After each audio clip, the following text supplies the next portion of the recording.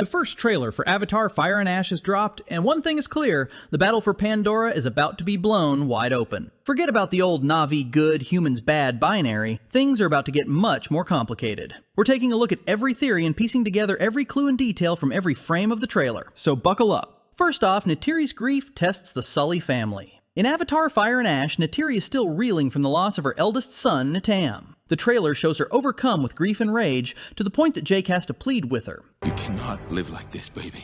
In hate. This dialogue shows that Neytiri's grief has curdled into a hatred that threatens to fracture the Sully family's unity, testing their resolve and values like never before. Remember that the Way of Water ended with the Sullys mourning Natam, and Neytiri's ferocious response in that battle, nearly killing Spider and Rage, already foreshadowed how grief could push her toward darkness. Neytiri's fury introduces a compelling internal conflict within the family. Up until now, Neytiri has been the moral and spiritual heart, deeply connected to Awab and balancing Jake's aggression. Now, Fire and Ash flips that dynamic. This ties into the film's broader theme of the vicious cycle of violence. As James Cameron has explained, hatred, fire, leads to tragedy, and that grief, ash, can fuel further hatred. Neytiri's pain is understandable. She's a mother who witnessed her child die. But if she lets vengeance consume her, it could endanger her remaining family. Neytiri's struggle mirrors the journey of the film's new Navi antagonist, Vang, whose own losses have hardened her. More on that below. Will Neytiri be able to overcome her hate in time to protect her family? Or will her quest for vengeance lead to tragedy? How will Jake handle this situation?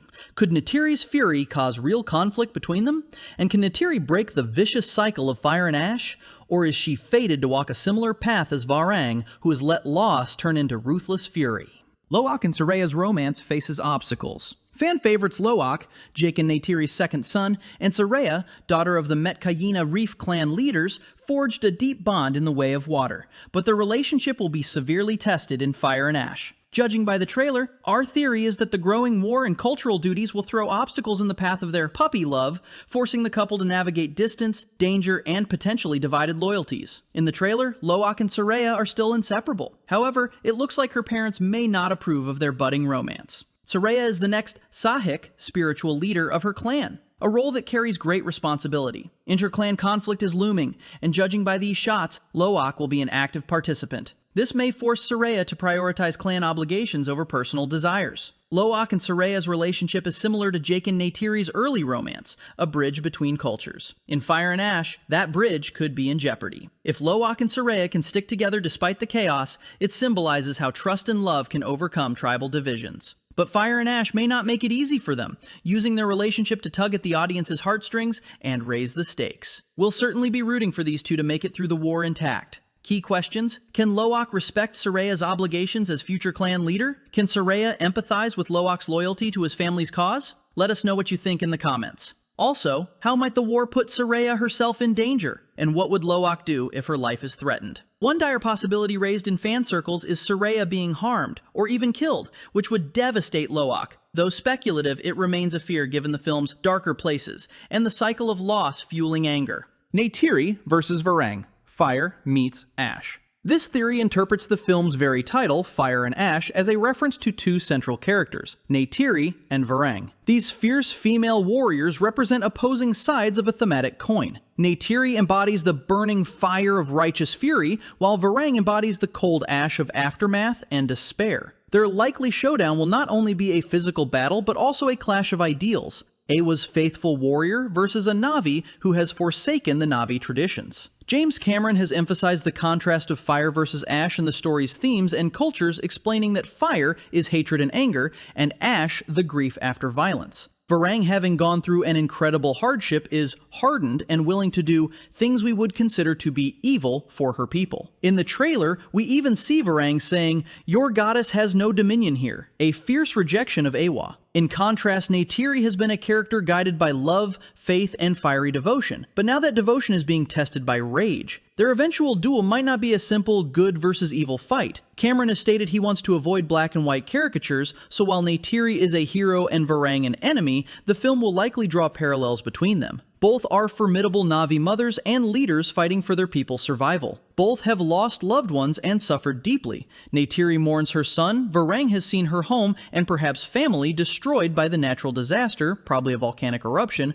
that befell the Ash clan. This dynamic also feeds into the larger themes in the saga, unity versus division. Their clash could decide whether Pandora's future is one of reconciliation or further fracture. Unanswered questions. Could Neytiri's emotional state be her undoing in battle against Vang? If Neytiri is fighting from a place of uncontrolled rage, she might make mistakes that Vang, who appears cold and calculated, can exploit. What larger impact will the duel have? The stakes of fire versus ash are not just personal, but could sway the entire course of the battle for Pandora. Quaric forms an alliance with the Ash People. Colonel Quaric's villainy is a familiar feature of the Avatar saga, but Fire and Ash will see a dangerous evolution for the renegade recombinant, as he forms an unlikely alliance with Vang and the Mangquan clan. Here's the evidence. The trailer footage shows Quaric integrating with the Ash People. First walking into their territory to parley, second meeting Vang and her soldiers with the RDA might at his side, and then later wearing their red war paint, signaling a full alliance. These images are strong proof that he doesn't just briefly meet them, he actually joins their cause. James Cameron has also drawn historical parallels for Avatar 3's conflict, comparing the RDA to colonial powers like the British and the French, enlisting indigenous tribes to fight one another. Quaric teaming up with Vang fits this scenario. It's an ironic evolution for Quaric, who was brutally anti-Navi in Avatar, before becoming Navi in The Way of Water. Now, after successive defeats, it seems Quaric has realized he needs local help to win this war. By siding with Vang, he can turn the Ash Clan's resentment into a weapon. This serves RDA interests perfectly. Let the Navi fight each other, weakening both so the humans can swoop in. But why would the Mangquan welcome Quaric? Maybe it's a simple case of the enemy of my enemy is my friend. It's a symbiotic but sinister partnership. Quaric gains a wealth of Navi knowledge and skills, and Vang gains a resourceful and relentless partner with the RDA's power at his disposal. There are still a lot of unanswered questions here. What is the nature of the bargain? Did Quaric offer the Ash People help against their enemies in exchange for hunting Jake? Or did Vang reach out to Quaric as a means to an end? Understanding who initiated the alliance could reveal who is manipulating who. Other than revenge, what's driving this mission? Until now, Quaric's vendetta against Jake has always aligned with RDA greed. What does the RDA stand to gain this time? Or has Quaric gone completely rogue? Kiri's connection to Awab becomes crucial. This theory holds that Kiri's growing spiritual and biological connection to Pandora's life force will play a pivotal role in uniting the Navi clans and Pandora's wildlife against their common threats. We've already seen her remarkable abilities in The Way of Water, for example making glowing anemones sway and guiding fish with her mind. Most notably, Kiri saved her family in the film's climax by rallying sea life to assist them. On top of all that, this scene in the trailer with Kate Winslet's character Ronal pleading with Kiri to help her strongly hints that she's become something of a messiah or chosen one figure for Pandora.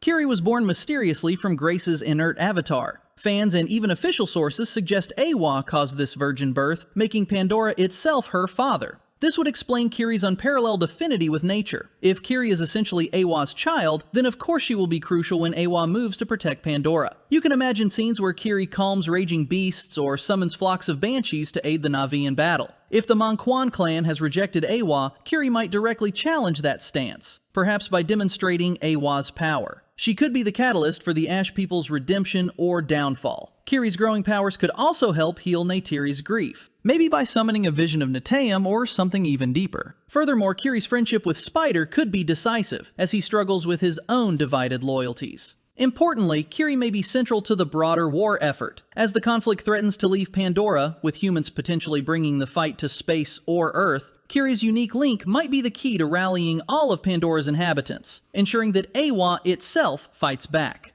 Key questions. Will we learn the full truth of Kiri's parentage and powers in this film? What are the limits or costs of Kiri's abilities? In Way of Water, Kiri suffered a seizure when she bonded too long with the spirit tree undersea. Is there a danger in her connecting with Awab's network too deeply? How will others react to Kiri's gifts? If other Navi clans witness her commanding nature, will they start to revere her as a holy figure, or the opposite, will they fear that power? Can Kiri tame the Ash People's fearsome Ikran-like mounts, or extinguish their literal flames through Awab's grace, nullifying their advantage? The scope of what she can do is unknown, which makes her role exciting but unpredictable. Spider's internal struggle. After rescuing his biological father Quaric in the last film, Spider's loyalties are split like never before in Fire and Ash, between the human heritage he can't fully escape and the Navi family that has taken him in. The theory is that Spider's allegiances will split under the pressure of the coming war, possibly leading to a fateful choice. The trailer shows Spider being embraced by Jake, but also gasping for air in a chaotic battle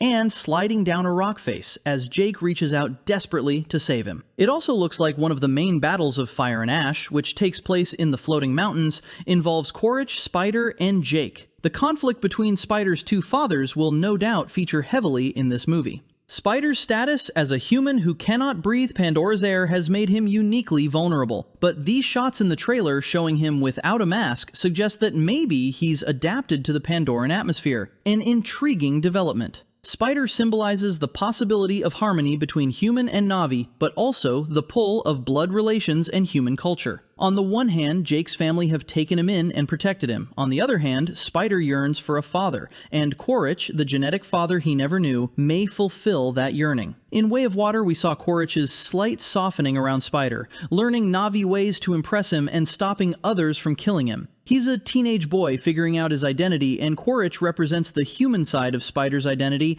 that he can't erase. Key questions. Has Spider really adapted to breathe the Pandoran air? If so, what has made this possible? Human science or Navi spirituality? Will Neytiri ever fully accept Spider? After her rage-induced threat to his life previously, their strained relationship makes him even more vulnerable to Quaric's influence. How far will Quaric go to turn Spider to his side? Conversely, could Spider represent a vulnerability for the otherwise ruthless Quaric? Which side do you think Spider will choose? Let us know in the comments. Navi clan war and the rise of the Ash people.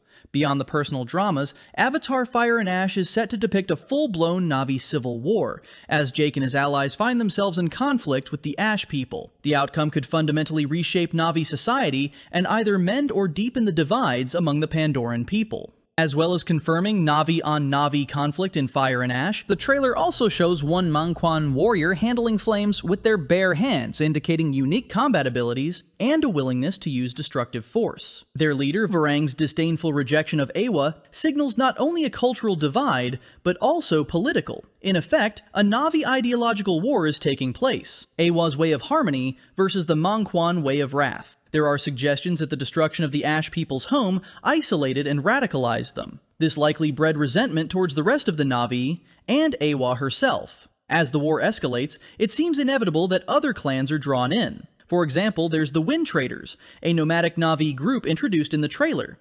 They might stay neutral or get caught in the crossfire. Meanwhile, the RDA likely watches this civil war with glee. In fact, they might actively encourage it. After all, a divided Pandora is easier to conquer. Perhaps the climax of Fire and Ash will see an uneasy truce or alliance, where even some Ash people realize they need to join with Jake's side to fight off a larger RDA assault. Key questions? How far will the civil war go? Could we witness large-scale Navi casualties at the hands of other Navi? The extent of the carnage will determine how dark the film gets. What is the attitude of other clans not directly involved at first? Do they take sides? Assuming this war is resolved by the film's end, what state will Pandora be in? The Civil War's resolution will greatly influence the next chapters of the saga. Finally, will Awa intervene in this Navi civil war? This question lingers, especially with Kiri in play. Jake's capture and a conflict beyond Pandora. The trailer strongly suggests that Jake Sully will surrender to or be captured by human forces, the RDA. A dramatic turn that could lead the story beyond Pandora itself. The theory here is twofold. First, that Jake, in a bid to protect his family or broker peace, gives himself up to the RDA, resulting in his imprisonment. Second, and much more speculative, that this event sets the stage for the war to expand off Pandora. That speculation supported by James Cameron himself, who has revealed that Earth will feature in future installments. Imagine a final scene of Jake arriving on a futuristic Earth as a prisoner, seeing through his Navi eyes what humanity has become. That would explain this striking image from the trailer, which shows Jake under armed guard being escorted past a human crowd in what looks like an aircraft hangar. On the warfront, taking Jake away could fragment the Navi resistance. It might force characters like Loach or Tonawari to step up as leaders. We might also see shifting alliances if, say, the RDA betrays the Ash people, which is quite plausible. Here's what we still don't know. How exactly does Jake end up in RDA hands? Does he sacrifice himself in exchange for a ceasefire or for his family's safety? Or is he simply outwitted and outfought? How will the Navi respond to a battle beyond their home turf? If, for instance, a rescue mission heads to orbit or another moon, can Navi even survive there? Finally, what would this mean for the next film's focus? Could Avatar 4 become a two-pronged story of Neytiri rallying Pandora's resistance while Jake deals with Earth? The trailer vaguely hints at these possibilities, and Cameron's confirmed that he wants to send the Navi to Earth at some point. But how far Fire and Ash itself will go beyond Pandora remains one of its biggest unanswered questions. So there you go. We base these predictions on every available source, official and unofficial, from right across the Avatar universe and beyond. However, guessing where James Cameron will take the Avatar saga next is notoriously tough. Actor Jack Champion, who plays Spider, teased that Avatar 3 takes a hard left turn and will shock viewers, while Cameron himself said, "Whatever you think it's going to be, it isn't." One thing is for certain though, Fire and Ash promises to be a sprawling, intense continuation of the Avatar saga. With so many pieces in motion, literally fire against water, faith against fury, our heroes are about to face unprecedented challenges, testing whether the bonds of family, love, and nature can withstand the flames of hatred and the ashes of loss. So if you have any ideas what awaits, let us know. We'll be bringing you all the latest updates, theories, and deep dives as Fire and Ash approaches. So make sure to like and subscribe so that you see it all first. Stay tuned, and stay one step ahead in the fight for Pandora.